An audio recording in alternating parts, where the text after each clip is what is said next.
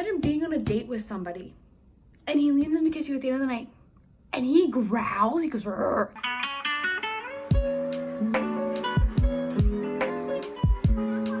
Hello everyone. So today I thought we'd do a little book discussion, and that book discussion is going to be on my most recent read, Acotar, Thorns and Roses. Plot twist, I didn't like it. Where are you going? What are you talking about? What? Are you serious to me right now? I'm also gonna be eating just a little, so you guys know, this looks gross heated up, but I have some like leftover gnocchi and cheese, so taste test. Really yummy. Okay, let's talk about Court of Thorns and Roses.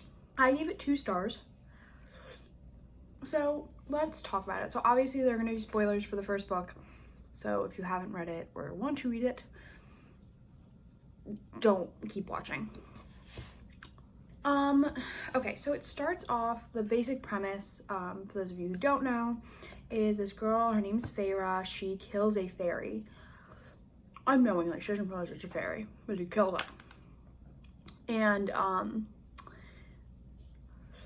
she has to go live in the fairy world with this guy, Tamlin. This other fairy, is high fairy, Tamlin. In this, like, and in the fairy world, there are different courts. He lives in the spring court, and he's in charge of, like, the spring court. And it's a Beauty and the Beast retelling. Basically, he is obviously, like, the beast, and, like, in that element with him, like, his power is that he can, like, shapeshift into this, like, really crazy creature. And she's the beauty, but she's illiterate, so instead of, like, reading being her thing, she is, she likes to paint. And I'm just gonna address this. I hate the main character. Like, she's not relatable. I think she's annoying. First of all, she's a Katniss archetype. All she does is, like, she's, like, her thing is, like, archery. And she hunts to feed her family because her parents don't provide for her, and she cares for her sister so much. And she made a promise and has this duty to care for her family. Literally Katniss to a T. So already, I feel like if you're gonna borrow, like, I'm fine with retellings, especially classic stories like Beauty and the Beast or Snow White or anything like that, because I think this is, like, well, the main plot elements are the same. It has, like, enough twists, right? It's not, like, necessarily a take we've seen before. You need to make your characters be different.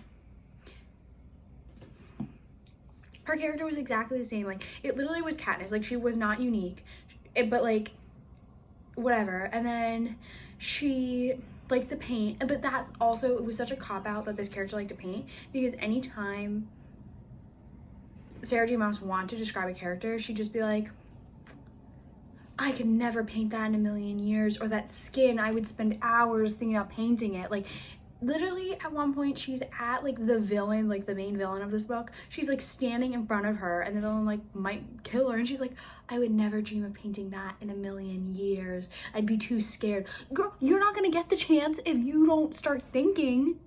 You're gonna get murked. It's literally so frustrating to me. I just hated her character. I hated every character in here. There's only one character I like. His name's Lucian, and I think that's because even though Lucian's supposed to be a redhead, I just picture Loki. Don't know why. I just picture Tom Hiddleston. And I just think he's so snarky. He's the only character with an actual personality. Tamlin's the worst, and I think from what I've heard, the fandom doesn't like Tamlin. They don't like him. Because like, they call him Tamlin the Tool. Accurate. Also, he, like, I get he's supposed to be the beast, but anytime he, like, kisses Feyre or, like, does anything, he growls. Every single time, he growls. Like, I'm gonna go back in this book. I want to go back in this book and count, like, how many times it's like, he growled. Can you stop? Can you stop growling? Like, you're a human being. Like, imagine sitting at a table with someone, right? Like, being on a date with someone. I mean, they don't really date here, but, like, for the sake, imagine being on a date with somebody and he leans in to kiss you at the end of the night and he growls, he goes, "Rrr." Like, what? Like, I think, like, It just like, that's how she sounds. Like, that's what I pictured. Just, like, I hate it. I hate it. The second half of the book was better. So, okay, little plot summary here.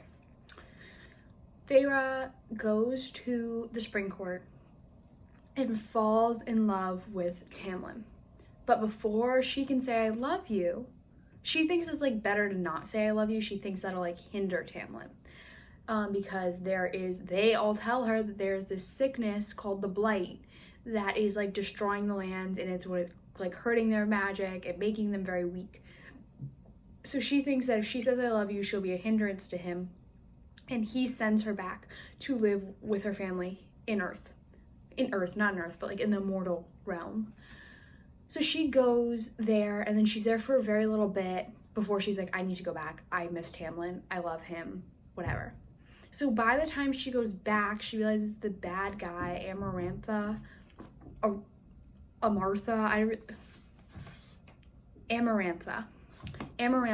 has taken him because Amarantha loved Tamlin, and she was like, and Tamlin was like, ugh, no, you're yucky, you kill humans. And she was like, all right, you have 49 years to get a human to fall in love with you that like hates fairies. And Feyre like hated fairies.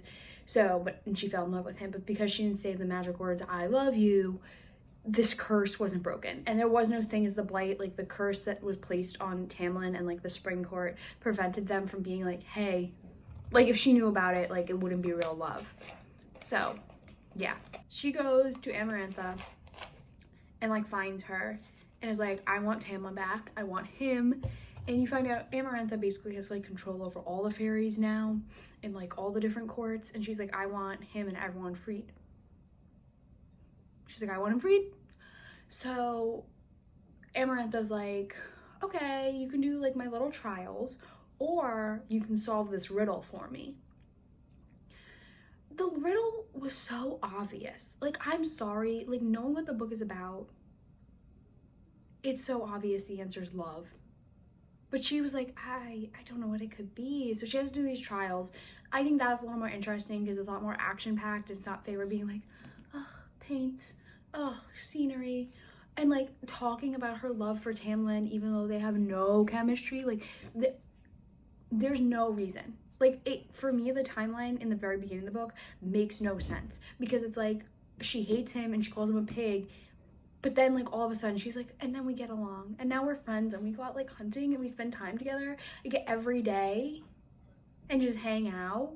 Like, it was very weird, and, like, her other books are, I guess because, like, I know in, like, the publishing industry, you're supposed to keep your books, like, your first book in, like, a fantasy series has to be, like, within a specific amount of words or pages, generally, because like publishers won't want to pick that up, because then otherwise like it's hard to get someone into a book series when the first book is like thick, you know?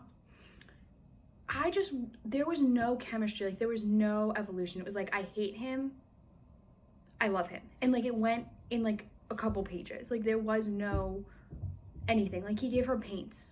So I guess that same idea of Beauty and the Beast, oh, he gives her a library, he gave her paints. But in Beauty and the Beast, at least in the Disney movie, we had a beautiful like musical interlude with a montage of them playing in the snow and living their best lives. And it's like, there's something new that wasn't there before. And like everyone around is noticing it. Like, but all of a sudden she's just like, I love him. And then there's this weird festival where like he like bites her neck. Tamlin's also really weird. He just likes to bite people. He like bites her neck and he's like, funsies. And I'm like, what? So yeah, I thought the riddle anyway was really, really obvious that the answer was, spoiler alert, love.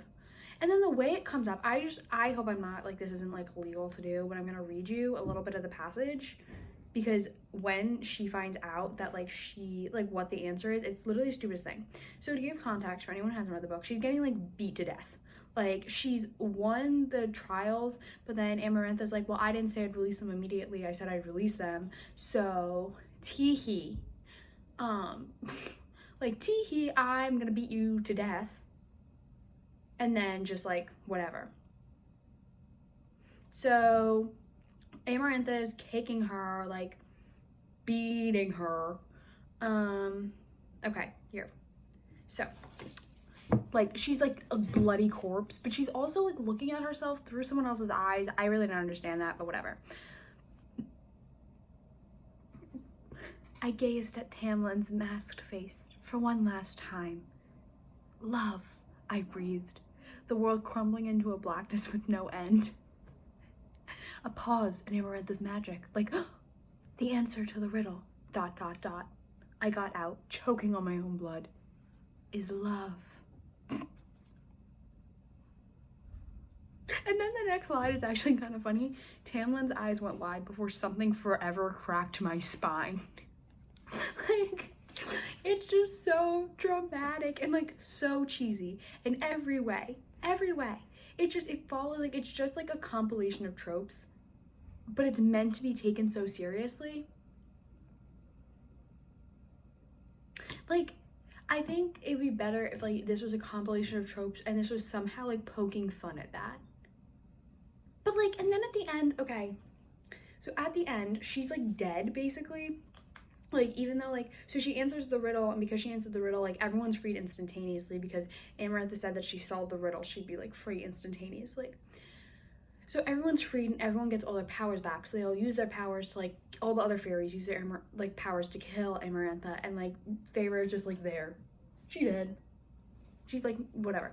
So then like Tamlin is like holding Feyre's body, and he's like, and then so all the other high fae come because they like, she's basically saved their world, and they like sprinkle like some pixie dust, like some little fairy magic on her to make her a high fae. So then she comes back and she's a fae and she's like healed. Nothing established in the magical world that said that could happen. The world building shit, we can get to that one in a second. But yeah, so when she comes back as a high fae. But that scene where they're all like one by one like dropping like the pixie dust, I'm just gonna call it pixie dust, on her, literally has the same energy as the Wheels Up scene from Criminal Minds. But when we get back, wheels up, Matt. Wheels up, Emily. Wheels up, Tar. Wheels up. Wheels up. Wheels up. Wheels up. Damn right, wheels up.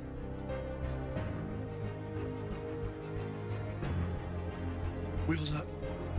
And then the last cliche that literally made me want to throw the book away. The last line. So everything's happy. We're all good. Like, there were hints that like, you have hints that like there's other evil people that are gonna come and cause problems, which they do, and like whatever. But at the last line of the book, they'll go back to the spring court, everything's healed, the magic is like all restored, and her and Tamlin are very happy. And she goes, "Let's go home," I said, and took his hand.